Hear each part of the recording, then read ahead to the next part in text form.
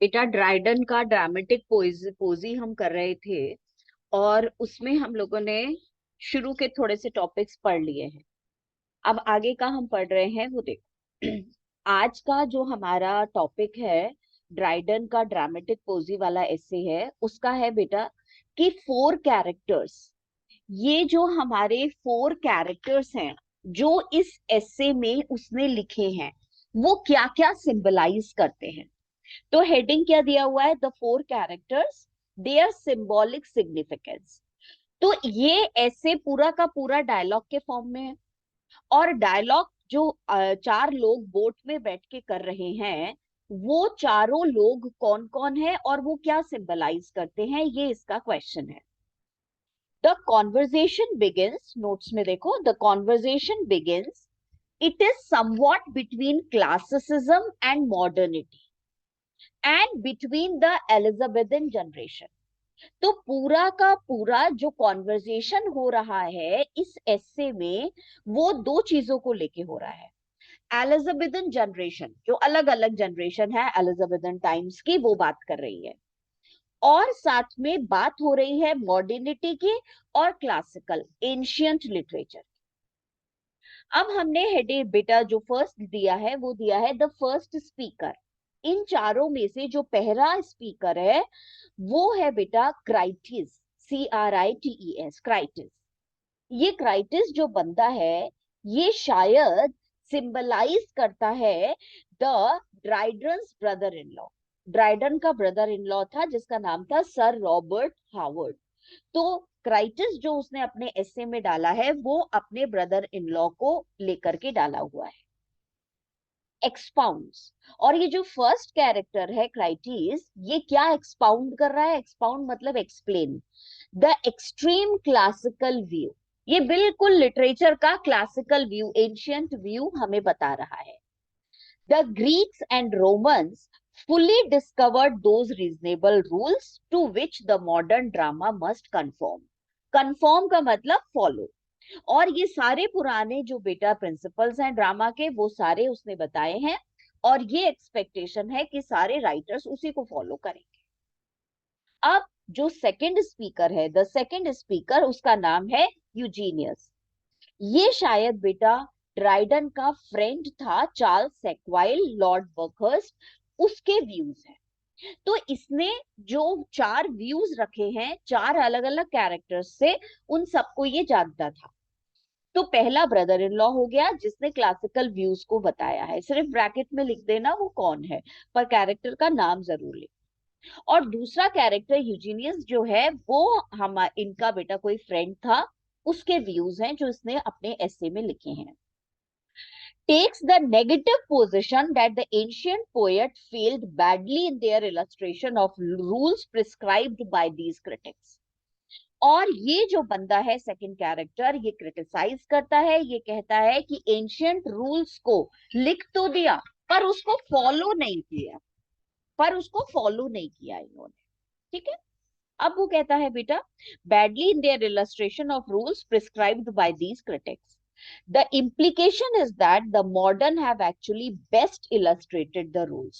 और इसने जो सेकंड कैरेक्टर है, इसने सिर्फ बहुत सारे एडवांटेजेस बताए कि मॉडर्न राइटर्स ज्यादा अच्छा लिखते हैं, वो ज्यादा रूल्स फॉलो करते हैं।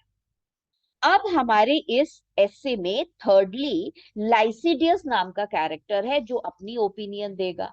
ये लाइसिडियस क्या सिंबलाइज करता है, sir Charles Sedley, a younger wit of the day.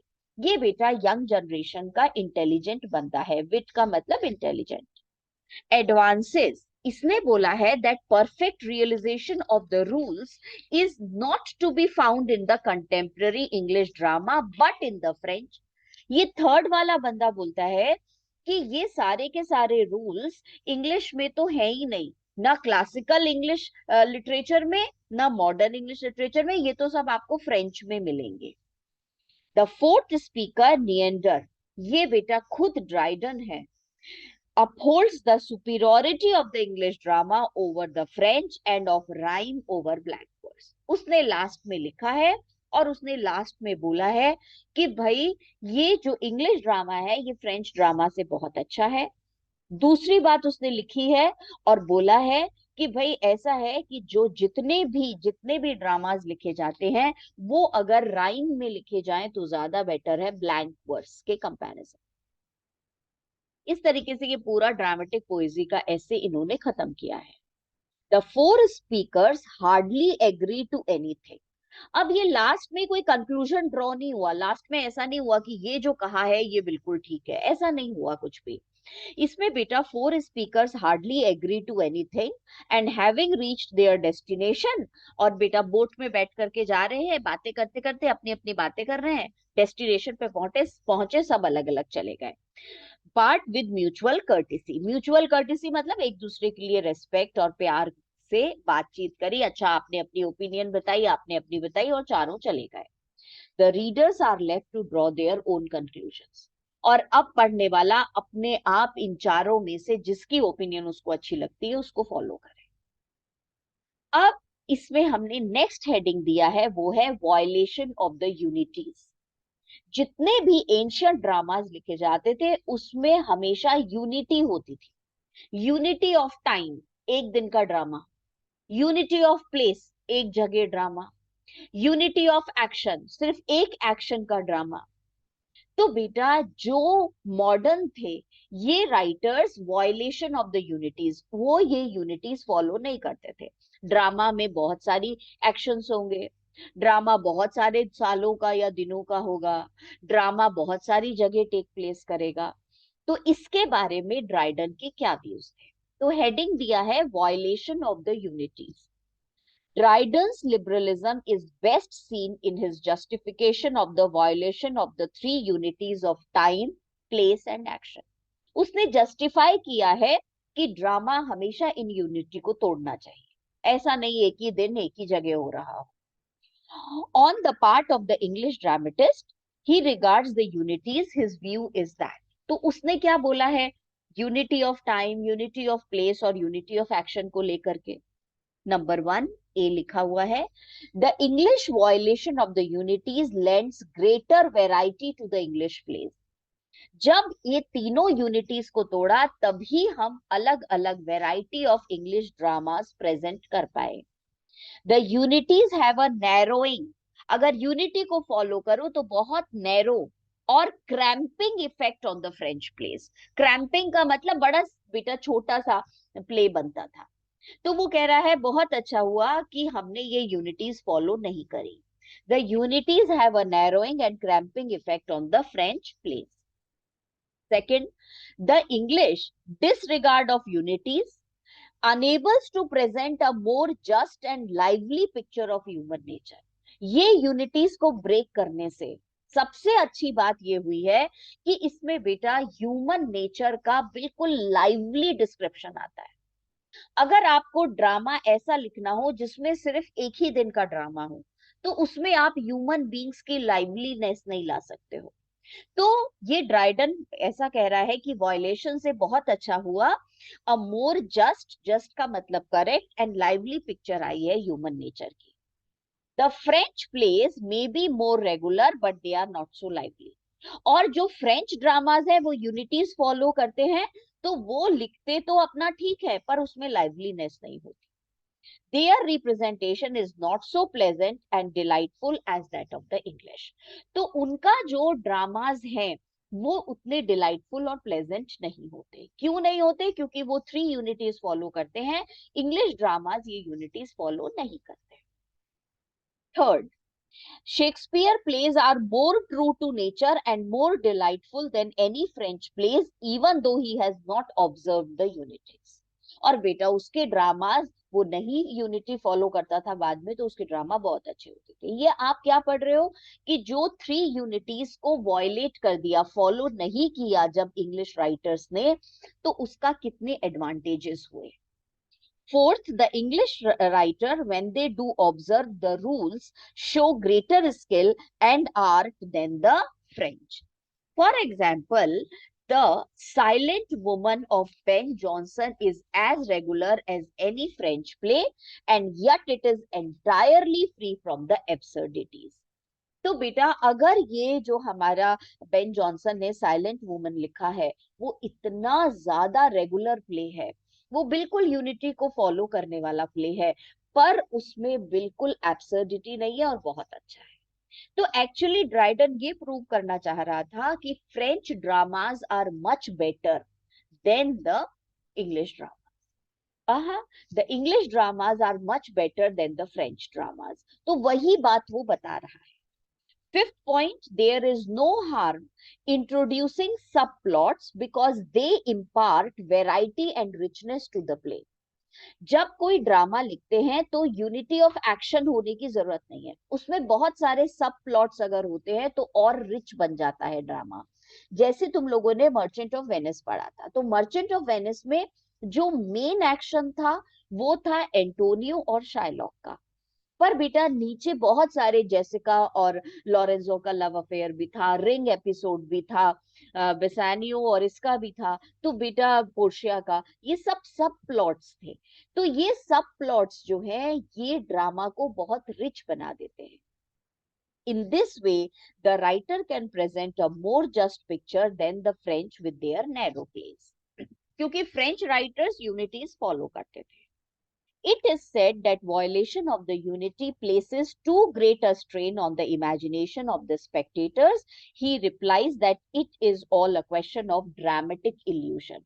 कई लोगों ने ड्राइडन से बोला अगर हम यूनिटी फॉलो नहीं करेंगे एक ही दिन का ड्रामा नहीं होगा, अगर एक ही एक्शन नहीं होगा तो लोग बड़े परेशान हो जाते हैं। देखो स्ट्रेन पड़ता है उनकी इमेजिनेशन में इतनी सारी बातें सोचने से। तो वो बोलता है ऐसा नहीं है, ये सिर्फ एक ड्रामेटिक इल्यूजन होता है जो रीडर्स को या ऑडियंस को बहुत अच्छा लगता है। It is all a question of dramatic illusion. Illusion मतलब अनरियल चीजें जब उसकी इमेजिनेशन में आती हैं उसको बहुत अच्छा लगता है। इन शॉर्ट, अब कंक्लूजन है, in short Dryden's view is that the rules of Aristotle are not absolute. Aristotle ने जो रूल्स लिखे हैं ड्रामा के वो बिल्कुल पूरी तरीके से आप उसे ठीक नहीं बोल सकते। If the ends of drama are better fulfilled, अगर ड्रामा का एंड, अगर ड्रामा का बेटा रिजल्ट अच्छा आ रहा है तो कोई जरूरी है कि रूल फॉलो करें। By a violation of the unities then there is no harm in violating them, तो उन्हें ब्रेक करने में कोई प्रॉब्लम नहीं। इस ऐसे को खत्म करना है हमें क्योंकि ये पूरा आंसर हमारा रेडी हो जाएगा फिर। तो लास्ट हेडिंग पढ़ लेते हैं, जस्टिफिकेशन ऑफ ट्रेजी कॉमेडी। ट्रेजी कॉमेडी का मतलब पुराने जमाने में क्या होता था, या तो पूरा ड्रामा ट्रेजिक होगा या पूरा ड्रामा कॉमेडी वाला होगा। अब बीच में राइटर्स ने बेटा ट्रेजी कॉमेडी कर दिया, थोड़ा थोड़ा सा हंसने वाला और थोड़ी सी ट्रेजिडी। अब हमारा ड्राइडन ये समझाएगा कि ट्रेजी कॉमेडी अच्छी चीज है, ये कोई जरूरी नहीं है कि पूरा का पूरा ट्रेजेडी लिखो या पूरा का पूरा कॉमेडी लिखो। तो लास्ट हेडिंग है justification of ट्रेजी comedy. The same openness of outlook. कौन सा आउटलुक ओपन है? जैसे थ्री यूनिटीज को वायलेट कर दिया उसी तरीके से ये बिल्कुल आप ओपन हो जाओ। The same freedom from slavery to the rules is also displayed in Dryden's defence of the English tragic comedy. तो बेटा उसने कहा डोंट बी द स्लेव्स। जैसे आपने थ्री यूनिटीज को वायलेट करके आप फ्री हो गए और बढ़िया आपने ड्रामा लिखा, वैसे ही ट्रेजी कॉमेडी लिखने वाले राइटर्स बिल्कुल सही हैं, उनको मिक्स करके ड्रामा लिखना चाहिए। He defends tragicomedy on the following ground. और इसके लिए उसने कौन से पॉइंट्स दिए हैं? तो बेटा वो वाले पॉइंट्स जस्टिफाई कर रहा है कि ट्रेजी कॉमेडी ड्रामा क्यों ज्यादा अच्छे होते हैं। And I hope you have understood, ट्रेजी comedy का मतलब हो गया दोनों चीजें उसमें हो। फर्स्ट रीजन है the countries when placed near set of each other. अगर ट्रेजेडी और कॉमेडी दोनों एक साथ होंगी तो ट्रेजेडी से कॉमेडी का इफेक्ट बढ़ता है और कॉमेडी के साथ होने से ट्रेजेडी का इफेक्ट बढ़ता है। Continued gravity depresses the spirit. अगर कॉन्टिन्यूसली आप पूरा ट्रेजेडी दोगे, ग्रेविटी दोगे, डिप्रेस हो जाएगा बंदा देखने वाला और पढ़ने वाला। अ सीन और मर्क, बीच बीच में आपने एक सीन बेटा मर्क का, हैप्पीनेस का, लाफ्टर का डाल दिया, thrown in between refreshes it has the same effect on us as music. और इसी तरीके से ड्रामा में अगर बीच बीच में म्यूजिक हो तो वही इफेक्ट हो जाता है, हम थोड़ी देर के लिए रिफ्रेश हो जाते हैं, ये थोड़ी ना रोए चले जा रहे हैं शुरू से। Third point, mirth does not destroy compassion, the serious effect which tragedy aims at। और ये सोचना गलत है कि अगर थोड़ा सा कॉमेडी डाल दिया तो वो सीरियस इफेक्ट खत्म हो जाएगा, ऐसा नहीं होता। Fourth point, just as the eye can pass from one unpleasant object to a pleasant one, so also the soul can move from the tragic to the comic and much more swiftly। जैसे हमारी आंखें इतने सारी चीजों को एक साथ देखती हैं, कोई फर्क नहीं पड़ता, वैसे ही हमारी सोल ड्रामा में इतनी सारी अलग अलग चीजें देखती हैं, उसको कोई प्रॉब्लम नहीं होती। कॉमेडी की जगह कॉमेडी देख ली, और फिर ट्रेजेडी देख लिया, और फिर म्यूजिक देख लिया, तो बेटा बड़ी स्विफ्टली ये सारी चीजें हो जाती है। Fifth, the English have perfected a new way of writing not known to the ancient. और ये पुराने जमाने के राइटर्स कभी नहीं कर सकते थे जो मॉडर्न राइटर्स करने लगे, ट्रेजी कॉमेडी को mix. It is all a question of progress, of a change of tastes. The ancients cannot be a model for all times and countries। और उसने साफ बोल दिया, बेटा समय के साथ सबको चेंज होना पड़ता है, तो जो चीज पुराने जमाने में ठीक थी वो हमेशा हर जगह अप्लाई नहीं हो सकती, चेंज तो आता ही आता है। What pleased the Greeks would not satisfy an English audience। तो जो ग्रीक राइटर्स लिखते थे वो इंग्लिश ऑडियंस को पसंद नहीं आएगा, इसलिए इंग्लिश राइटर्स नई चीजें लिखने लगे जो इंग्लिश ऑडियंस को पसंद आ रही है। लास्ट में आंसर के कंक्लूजन दिया हुआ है, to conclude Dryden is a liberal classicist who does not consider rules as an end in themselves but merely as a means of good writing। Rules follow करो, गुड राइटिंग होती है, पर ये नहीं कि आप उनको हमेशा फॉलो करो।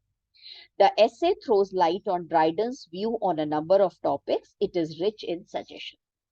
और बेटा ये कंप्लीट आंसर आपके पास रेडी है, इसको तैयार कर लेना, और हमारा क्रिटिसिज्म वाला ये भी खत्म। ठीक है।